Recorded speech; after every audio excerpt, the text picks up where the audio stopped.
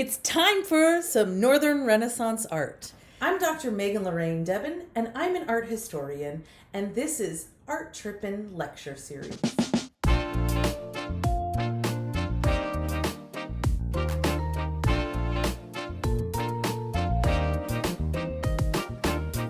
Hi, I'm Dr. Megan Lorraine Debin, and this is Art Trippin.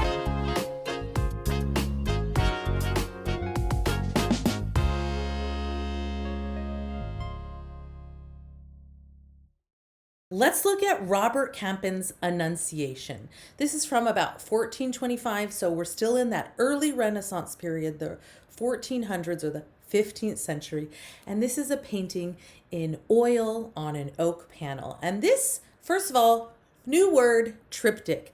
This is a triptych. A triptych is a painting that consists of 3 pieces. And these 3 panels are joined together by these frames. And so these triptychs or other multi-paneled paintings can be sort of opened and closed. And sometimes if you close these 2 doors, there's another image on the exterior.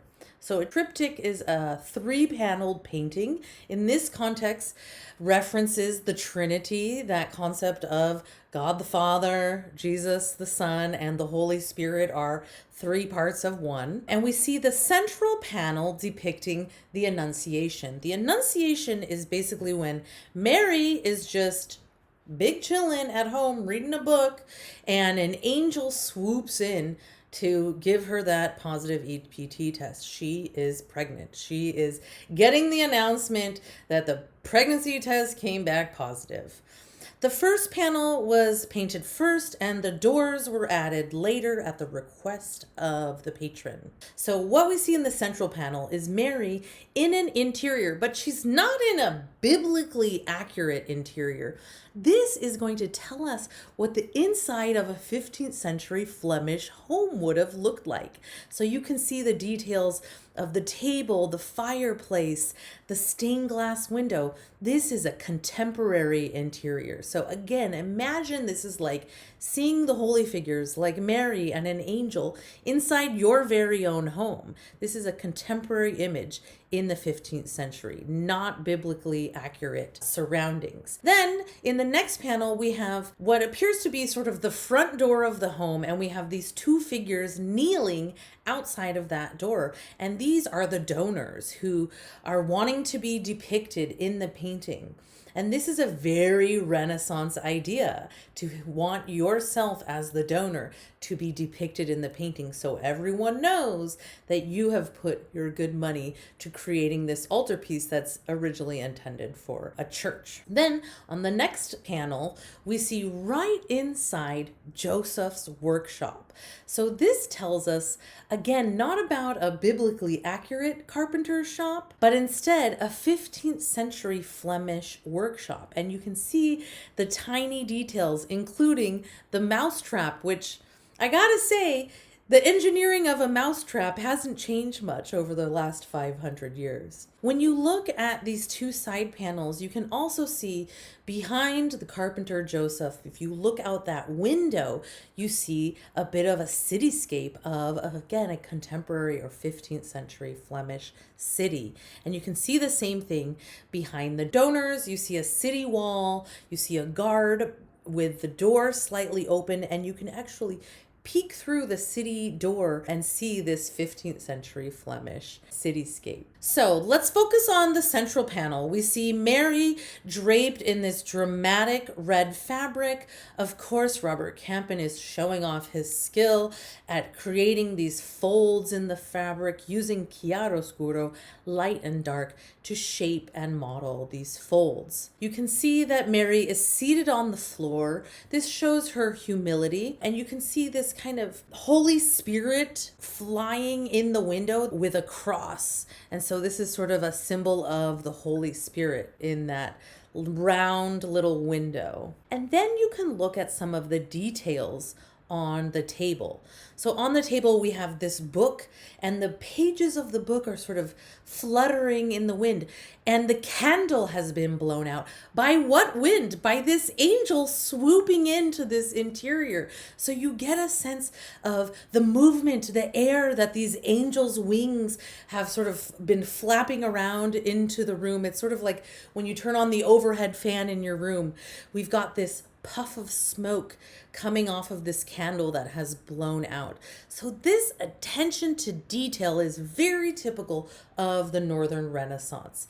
You can also see that the candle is on this kind of brass candlestick, and the artist has paid a lot of attention to depicting the reflective quality of the brass candlestick. You also see this pitcher with these 3 white lilies in it. The white lilies are a symbol of Mary's purity, so a lot of times, especially in Annunciation paintings, you will see Mary depicted with white lilies, both in Italy and in the north. But what you really see in the north compared to Italy is all of this attention to the details and the textures and the different surface quality, the grain of the wood, the smoothness of the ceramic pitcher. Look at this piece of fabric that's hanging on the wall, this white piece of fabric with the blue stripes and these sort of dangly bits of fringe hanging off. And then you can see the shadow of the fringe on the wall. All of this attention to detail is very typical of the Northern Renaissance. When we look at the central panel, we also notice a kind of different kind of perspective. When we look at Italian paintings from the 1400s, especially artists like Masaccio, I'm thinking of Masaccio's Holy Trinity and Leonardo da Vinci's Last Supper, we see this really masterful use of linear perspective. Now, when we look at Northern Renaissance art, we will see things from a little bit of a different perspective. Sometimes we call this aerial perspective or a bird's eye perspective. Now I kind of use the term drone's eye. Imagine a drone flying above and looking down on this scene. And we really get that kind of skewed perspective because we're looking at Mary and the angel, but we're kind of looking down at the table as if we were standing above it. You can also see this kind of wooden bench that Mary is seated next to or leaning on. And we have an attempt by Robert Campin to kind of depict this sense of this wooden bench receding back into space. But the Northerners, although they've mastered oil paint, haven't quite mastered linear perspective like some of the Italians have yet. So this is another difference that you'll see between the Italians and the Northerners. The last thing that I want to point out, and I've kind of already said this, but I really want you to pay attention to these Northern interiors. You get all of these little details of this kind of sort of Gothic archway with the pot hanging down, the stained glass windows, the shutters, the fireplace, and you get all of this attention to detail that's very typical of Northern Renaissance artists. So when we compare a Northern Renaissance style to, say, an Italian example from around the same time period, or even a medieval Italian example, we can see similar iconography, this angel swooping in to announce to Mary that she is now pregnant with God's baby. We also see that ever-present white lily, the symbol of Mary's purity, but we see a much more naturalistic depiction in the Northern Renaissance example. Hopefully this helps you understand Northern Renaissance art a little bit better. Stay tuned for another video on Jan van Eyck. If you have any questions, sound off in the comments, like and subscribe for more videos. I'm Dr. Megan Lorraine Debin, and this has been Art Trippin Lecture Series.